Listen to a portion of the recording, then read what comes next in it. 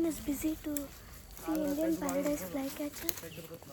So, as you can see, we have came here and we are going home. We done meditation and we've done meditation and it has been half an hour we've been here. So, as you can see, nature, it's beautiful, and then means like it's very silent. We did meditation and all without harming the nature. We speak about nature, trees and all pollution. So now, as you can see, we are searching for a bird. Which bird it is? Indian paradise flycatcher. Have you noticed it?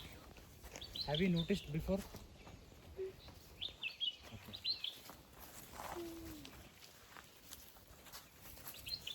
Okay, let's go.